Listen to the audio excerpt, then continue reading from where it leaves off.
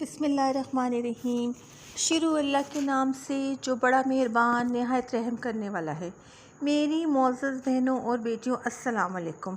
आज मैं आपके सामने किस्सा हज़रत सालेह अलैहिस्सलाम का लेके आई हूँ, क्योंकि आपको पता है कि मैंने क़ससुल अंबिया का एक सिलसिला शुरू किया है, जिसमें हज़रत आदम अलैहिस्सलाम और हज़रत हूद अलैहिस्सलाम के बाद आज हज़रत सालेह अलैहिस्सलाम के बारे में बात होगी।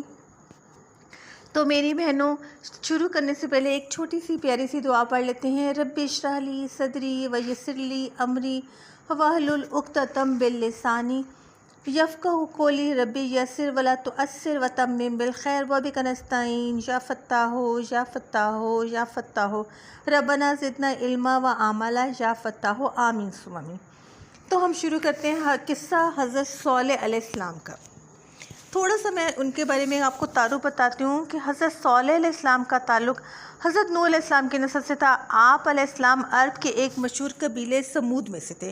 कौम समूद का आगाज़ कौम आद के उन लोगों से हुआ जो हज़रत हूद अलैहिस्सलाम पर ईमान लाए थे और जिन्हें अल्लाह ताला ने आंधी के अज़ाब से बचा लिया था। कौम समूद को आदे सानी भी कहते हैं। यह कबीला हिजाज़ और शाम के दरमियान इलाका अल हिजर में आकर आबाद हो गया था। इसी वजह से ये लोग असहाबुल हिजर को भी कहलाते हैं। यह जगह आज भी अल हिजर के नाम से माखूज़ है। इसे मदीन सालेह अलैहिस्सलाम भी कहा जाता है। अल्लाह ताला ने इस कौम को बड़ी सलाहियतें दी थी। वो पहाड़ों को तराश कर शानदार महल बनाते थे। अल्लाह ताला ने उन्हें मवेशी, बेटे, बाग़ात और चश्मों जैसी बेहतरीन नेमतें अता की थी। कौम समूद ने अल्लाह ताला की इन नेमतों का शुक्र अदा करने और इनकी इबादत करने के बजाय कुफ्र और शिर्क और सरकशी का रास्ता इख्तियार किया। वो अपनी ताकत और नेमतों की कसरत पर अतराते और तकब्बुर करते थे। अल्लाह ताला ने कौम समूद को सीधा रास्ता दिखाने के लिए हज़रत सालेह अलैहिस्सलाम को रसूल बनाकर भेजा। आप अलैहिस्सलाम ने लोगों को एक अल्लाह की इबादत करने की दावत दी और नेमतों के अता फरमाने पर अल्लाह का शुक्र अदा करने की नसीहत भी फरमाई। आप अलैहिस्सलाम ने उन्हें शिर्क करने और बुतों की पूजा करने से भी मना फरमाया। इन तमाम बातों के बाद इनकी कौम का रद्द-ए-अमल क्या हुआ कि कौम समूद ने हज़रत सालेह अलैहिस्सलाम की मुखालफत की और दोनों दावत तौहीद को मानने से इनकार कर दिया। इन लोगों ने आप अलैहिस्सलाम पर मुख्तलिफ एतराज़ात करने शुरू कर दिए। इनकी कौम के काफिर सरदारों ने अपनी कौम को गुमराह कर दिया और गरीब अहले ईमान को सीधा रास्ते से हटाने की भी बहुत कोशिश की।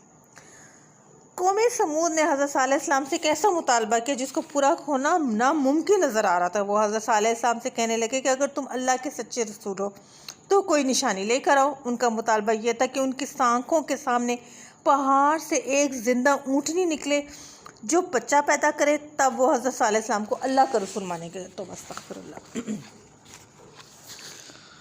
हज़रत सालेह अलैहिस्सलाम ने अल्लाह ताला से दुआ मांगी कि उन्हें यह मौज़ा अता फरमा दिया जाए। इस तरह अल्लाह ताला ने इन लोगों के इस मुतालबे को पूरा कर दिया और उन्हें दिखाया और पहाड़ से एक ज़िंदा ऊँटनी निकल आई, जिसे कुरान हकीम ने अल्लाह की ऊँटनी कहा है। ये ऊँटनी उनके लिए आजमाइश बनाकर भेजी गई कि वो इतना बड़ा दौरा देकर भी ईमान लाते हैं या नहीं। मगर इस मौजज़े को देखने के बाद भी कौम के चंद ही लोग सिर्फ हज़रत सालेह अलैहिस्सलाम पर ईमान लाए। हज़रत सालेह अलैहिस्सलाम ने कौम को डर सुनाया कि अल्लाह की ऊँटनी है, तुम इसे कोई नुकसान ना पहुँचाना। अगर तुम इस ऊँटनी को नुकसान पहुँचाओगे तो तुम पर अल्लाह का अजाब आ जाएगा। कौम समूद के लिए पानी हासिल करने की जगह एक कुआं था, जहाँ से वो लोग और अल्लाह की ऊँटनी सभी पानी पीते थे, यानी उस जगह सिर्फ एक ही कुआं था। हज़रत सालेह अलैहिस्सलाम ने कौम और अल्लाह की ऊँटनी के दरमियान पानी पीने के दिन मुकर्रर फरमा दिया। आप अलैहिस्सलाम ने फरमाया, एक दिन कौम और उनके जानवर पानी पिएंगे और एक दिन अल्लाह की ऊँटनी पानी पिएगी।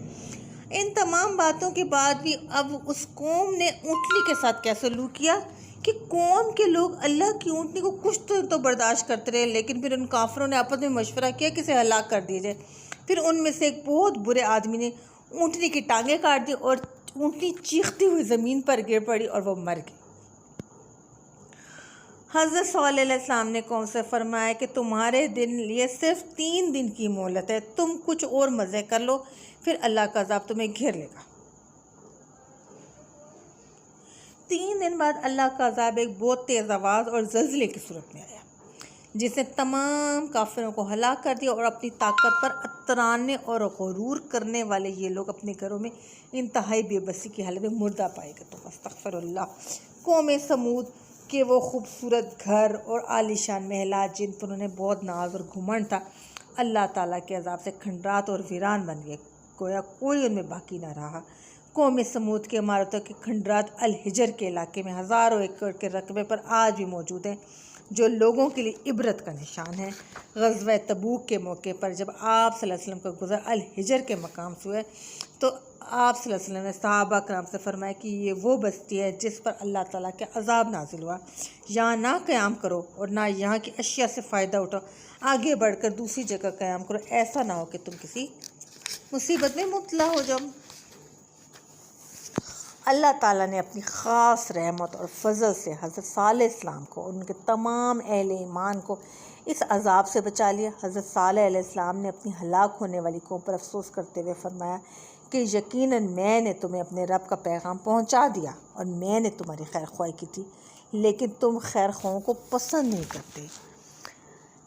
अब मेरी बहनों, क्या आप जानती हैं कि कौम समूद को अता की गई अल्लाह की ऊँटनी आम ऊँटनी नहीं थी, बल्कि इस कदर बड़ी जसामत वाली थी कि जंगल में चरती तो दूसरे मवेशी डर कर भाग जाते।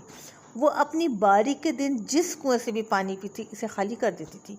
गोया इसकी गैर मामूली तरीके से पैदाइश की तरह इसका खाना पीना भी गैर मामूली था। मेरी बहनों, इस सारे किस्से से हमने क्या सबक हासिल किया? अल्लाह ताला की नाफरमानी करने और अल्लाह के रसूल हज़रत सालेह इस्लाम को झुटलाने और अल्लाह की अता फरमाई हुई नेमतों की कदर ना करने वाले अल्लाह के अज़ाब और गज़ब से मुस्तहक ठहरते हैं। हमें चाहिए कि ऐसे लोगों के बुरे अंजाम से इबरत हासिल करें।